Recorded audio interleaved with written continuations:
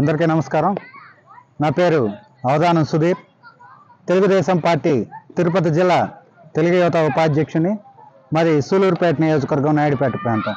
ముందుగా big TV యాజమాన్యానికి, సంస్థకి, సిబ్బందికి, బిగ్ టీవీని చూస్తున్న ప్రేక్షకులందరికీ నూతన సంవత్సర మరియు సంక్రాంతి శుభాకాంక్షలు.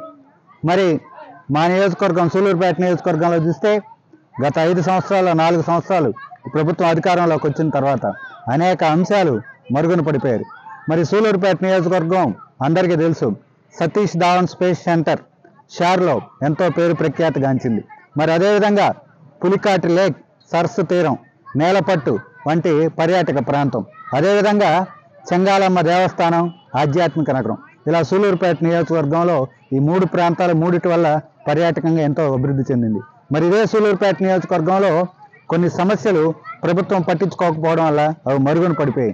ముందుగా సూలూరుపేట నియోజకవర్గంలో శ్రీ సిటీ సెజ్ వేలాది మందికి ఉపాధి ఉద్యోగ అవకాశాలు కల్పిస్తుంది.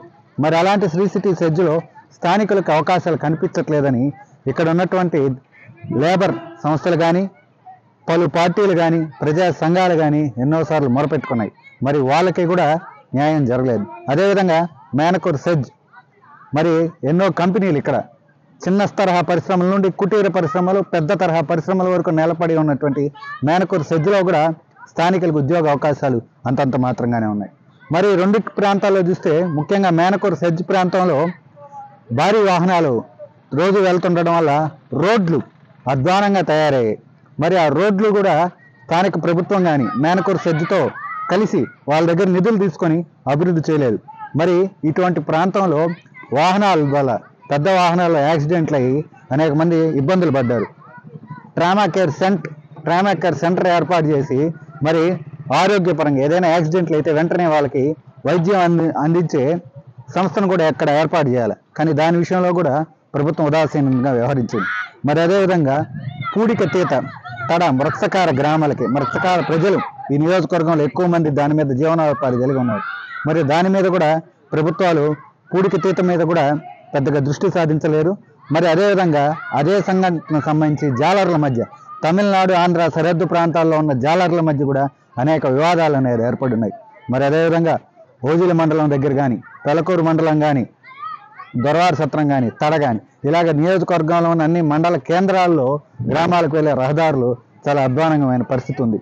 మరి వీటన్నిటి మీద కూడా ప్రభుత్వం దృష్టి సాధించి వీటిని అభివృద్ధి చెందితే నెల్లూరు జిల్లాలో సూలూరుపేట నియోజకవర్గం నెంబర్ 1గా ఉంటుంది.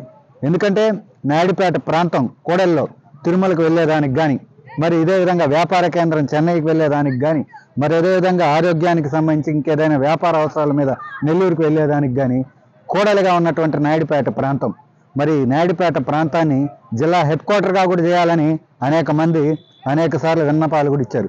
మరి ఇటువంటి అభివృద్ధి చెందుతున్నటువంటి నాయుడుపేట ప్రాంతాన్ని, సూలూరుపేట నియోజకవర్గాన్ని ప్రభుత్వం ఇంకా దృష్టి సాధించి మౌలిక వసతులు కానీ ఇంకొంచెం మెరుగుపడేలా కల్పిస్తే వ్యాపార కేంద్రంగా, ఆధ్యాత్మిక కేంద్రంగా ఎంతో ముందుకు వెళ్తున్న సూలూరుపేట నియోజకవర్గం జిల్లాలోనే ప్రథమ స్థానంలో ఉంటుందని సూలూరుపేట వాసిగా కోరుకుంటున్నాను. మరి అదేవిధంగా సెజ్జులో స్థానికులు ఉద్యోగ అవకాశాలు కల్పించడంలోనూ, రహదారుల ప్రమాదాల విషయంలోనూ, మరి ఇటువంటి అన్నిటి విషయాల్లో కూడా ప్రభుత్వం సూలూరుపేట నియోజకవర్గానికి చేయవలసినవి, రావాల్సిన నిధులు వెంటనే మంజూరు చేస్తే సూలూరుపేట నియోజకవర్గం జిల్లా స్థాయిలో, రాష్ట్ర స్థాయిలో ప్రథమ స్థానంలో నిలుస్తుందని తెలియజేసుకుంటూ సూలూరుపేట నియోజకవర్గ వాసిగా మీడియా తరపున కోరుకుంటున్నాను.